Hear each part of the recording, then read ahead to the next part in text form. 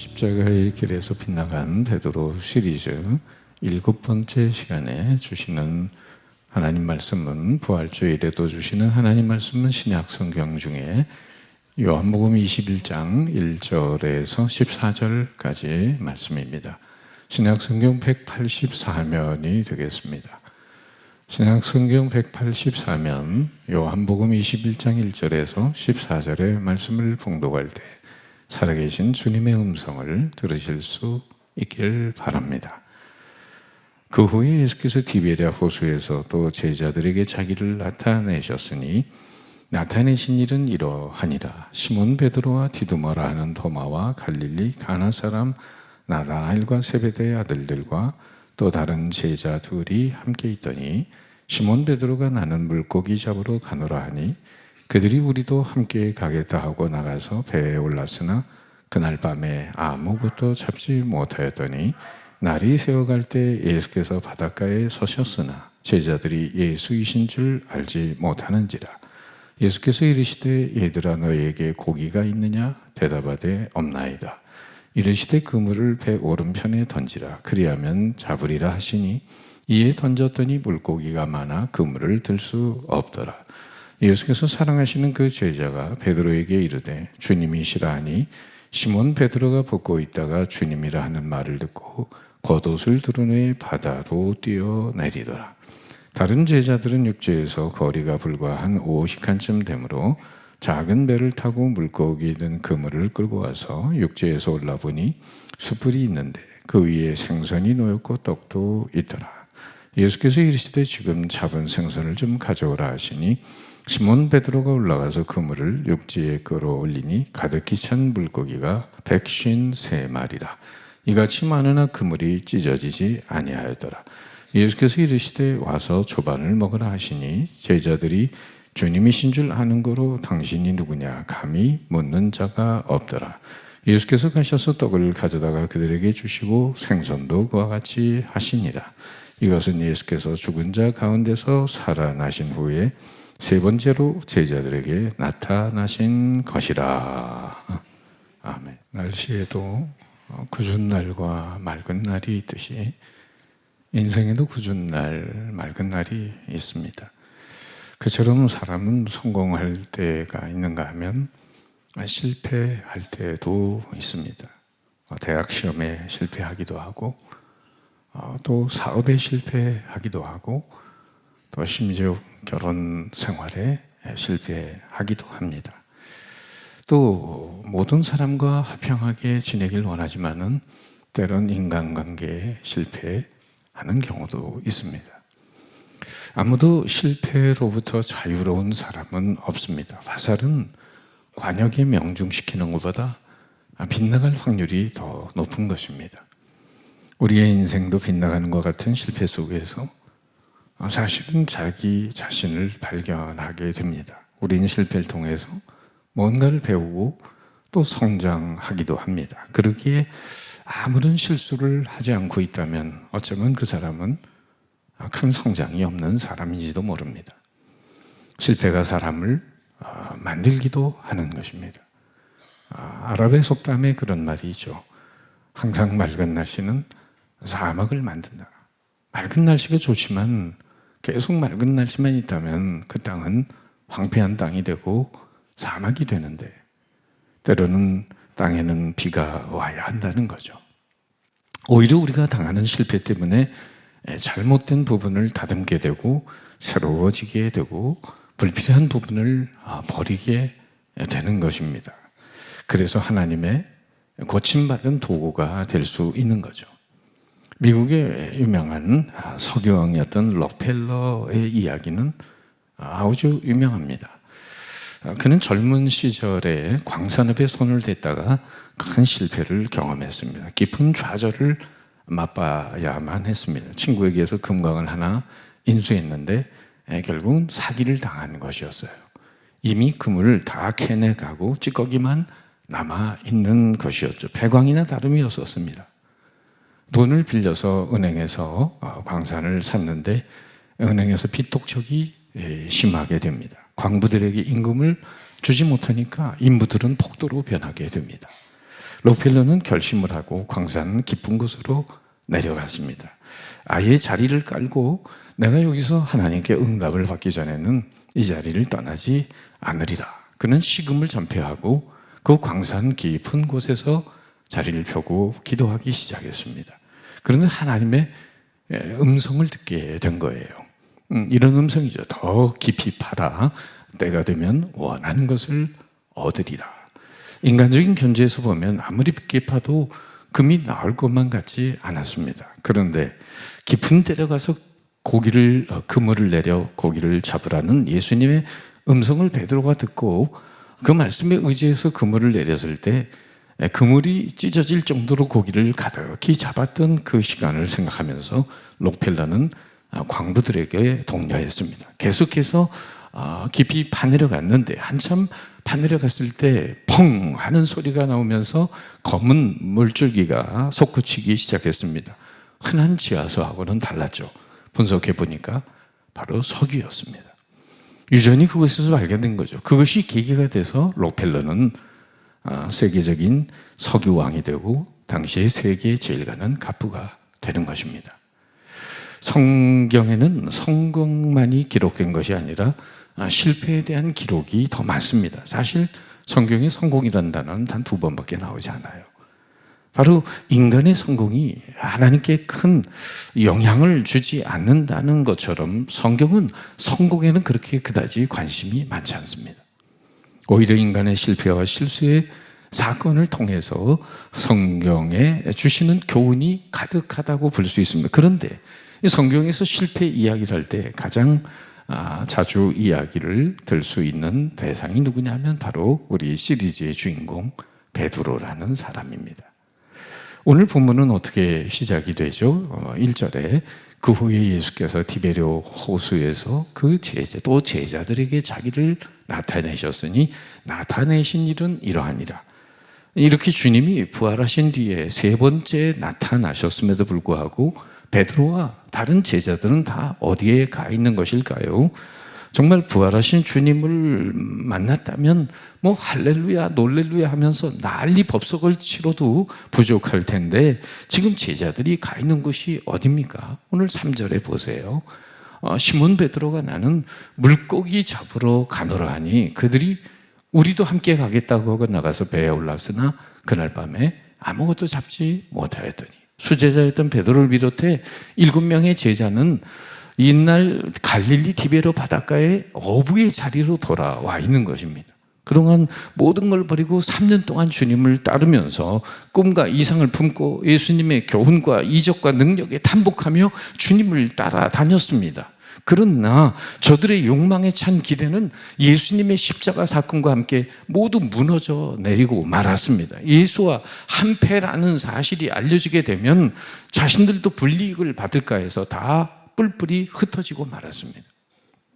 실패와 낙담과 좌절에 빠져있는 제자들에게 부활하신 주님은 다가오셔서 그들에게 첫 번째 다가오시더니 뭐라고 말씀하셨을까요?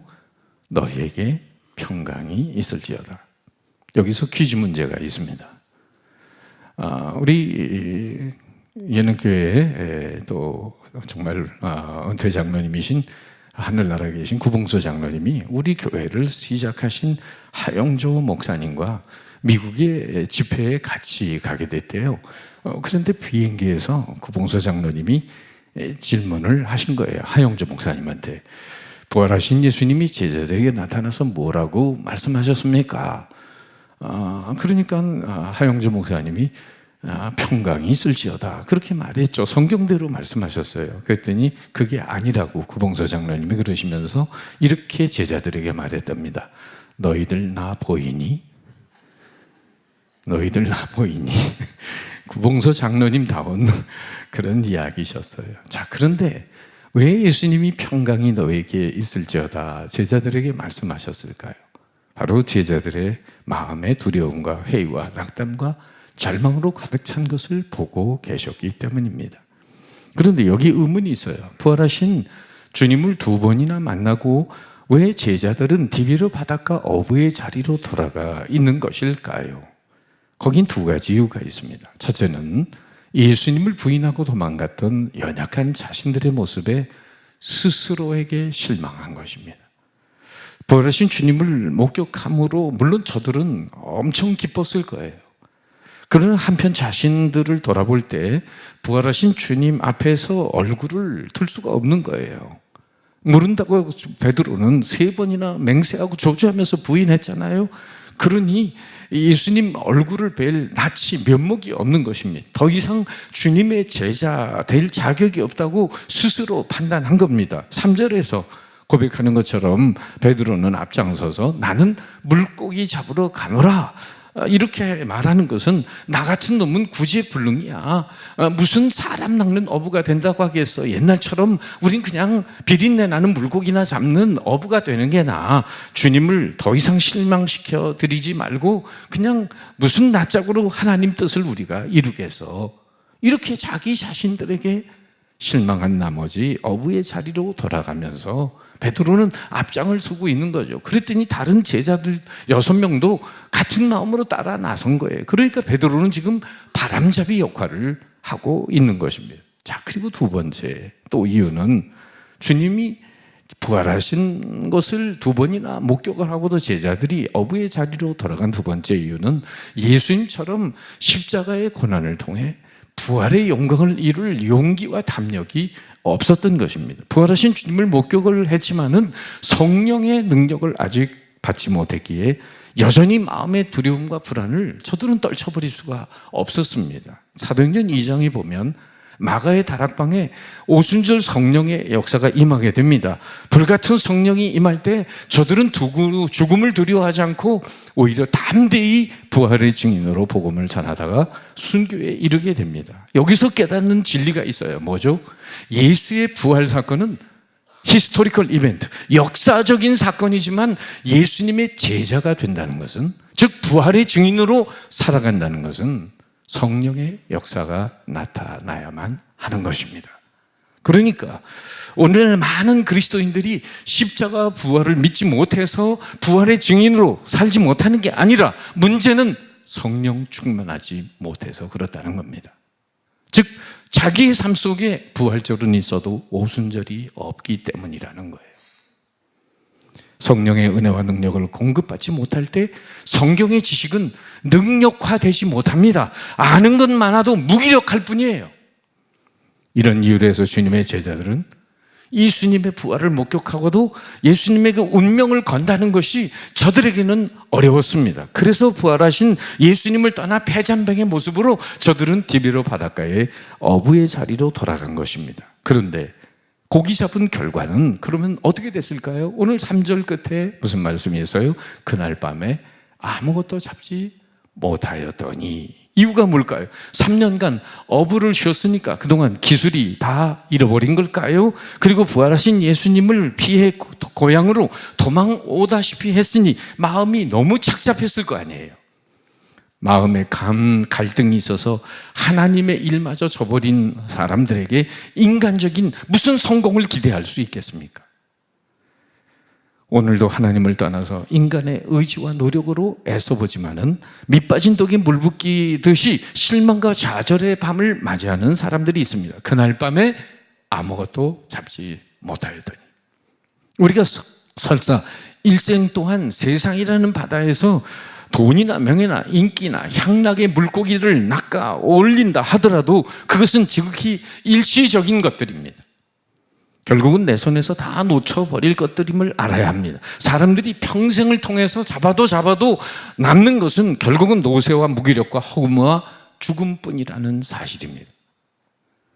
해밍웨이는 노인과 바다라는 작품으로 노벨 문학상을 탄 사람입니다.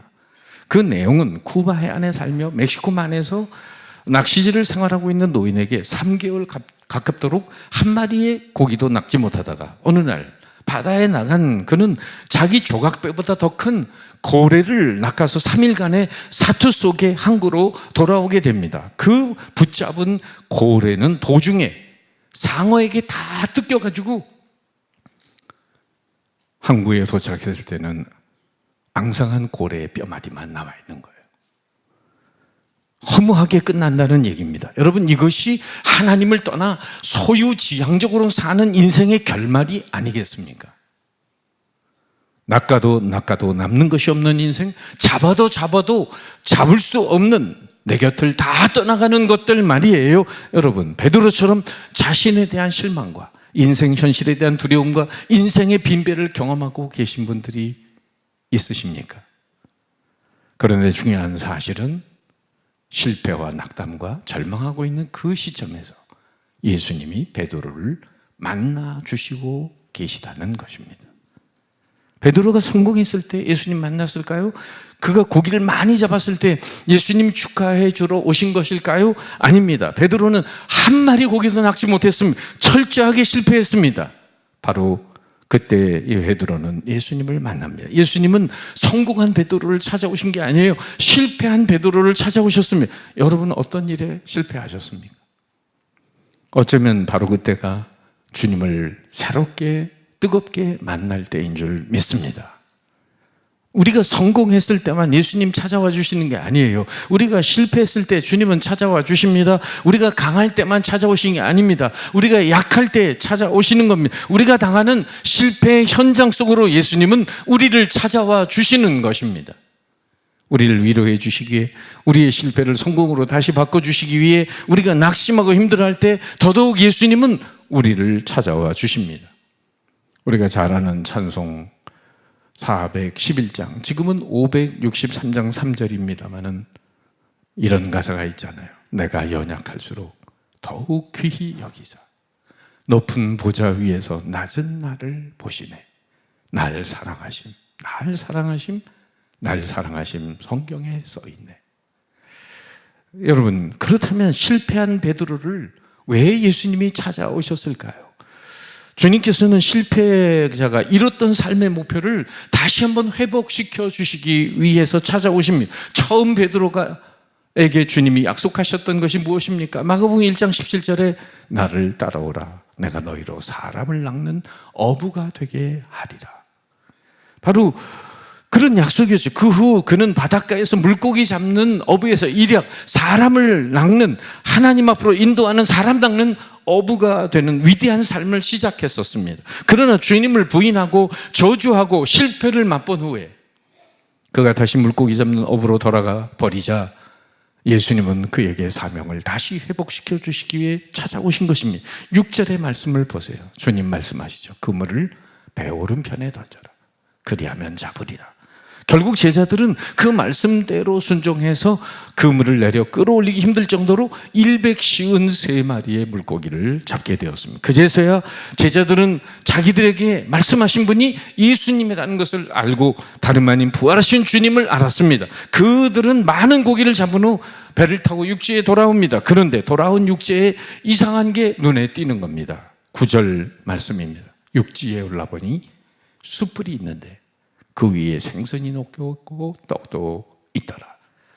육지에 돌아보니 숯불이 있었어요. 숯불을 본 베드로의 마음이 어떠했을까요? 피워놓은 숯불을 보고 주님은 캠프파이어 하자고 기분을 내고 계신다고 생각했을까요? 아니면 밤새도록 추위했던 자기들을 데펴주려고 배려하는 주님이라고 생각했을까요? 베드로는 주님이 피워놓은 숯불을 보고 가슴이 철렁 내려 앉았습니다. 왜 그랬을까요? 모르긴 해도 가야바의 뜰에서 예수님 그 대제사장의 신문을 받던 장면이 떠올랐을 겁니다. 요한복음 18장 18절입니다. 그때가 추운 거로 종과 아래 사람들이 숯불을 피우고 서서 쬐니 베드로도 함께 서서 쬐더라. 여기 숯불가에서 베드로는 주님을 3번이나 모른다고 부인했습니다. 여기 등장하는 숯불은 보통 숯불이라고 생각되지 않습니다. 주님의 의도가 담겨있는 숯불입니다. 실패한 베드로를 회복시켜 주시기 위한 목적을 가지고 숯불을 마련한 거죠. 왜냐하면 실패한 그것을 뛰어넘지 않으면 진정한 회복을 이룰 수 없기 때문입니다. 실패해서도 자동차 면허를 따기 위해 다시 도전하듯이 다시 핸들을 잡아야 되고 다시 자동차를 앉아야 합니다. 그리고 사고 난 그 지긋지긋한 현장을 극복해야만 합니다. 주님께서는 베드로를 극복시켜 주시기 위해서 생각만 해도 지긋지긋한 그 현장을 준비하셨습니다. 그래서 숯불을 준비하신 거죠. 그리고 오병이의 기적을 떠올리게 하게 한 연상법으로 생선과 떡과 그리고 숯불을 준비하신 주님의 깊은 생각을 생각해 보세요. 주님은 세 번이나 부인한 베드로를 책망하지 않았습니다. 왜 그랬냐고 묻지도 않으셨습니다. 여기 주님의 대화법을 보세요. 주님은 베드로의 잘잘못을 따지지 않았습니다. 그저 숯불을 피워놓고 생선을 굽고 계셨어요. 그리고 이렇게 말씀하시는 거예요. 베드로야, 와서 조반을 먹어라. 어떠한 책망도 하지 않으시고 어떤 말로도 따지지 않으셨습니다. 왜 그렇게 하셨을까요? 사랑하는 베드로를 더 큰 사람으로 만들기 위해 예수님은 친히 찾아오셨기 때문입니다. 예수님은 제자 베드로가 빈 그릇을 든 채 평생을 살기를, 실패자로 살기를 원하지 않으셨어요.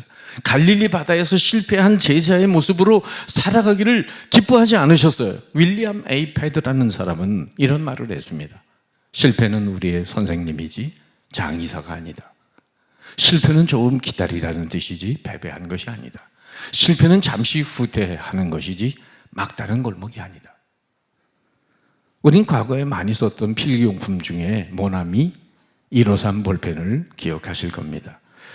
그 모나미 볼펜이 도산하기 직전에 위기에 처해 있는데 예수 믿는 사람의 특징이 뭐죠?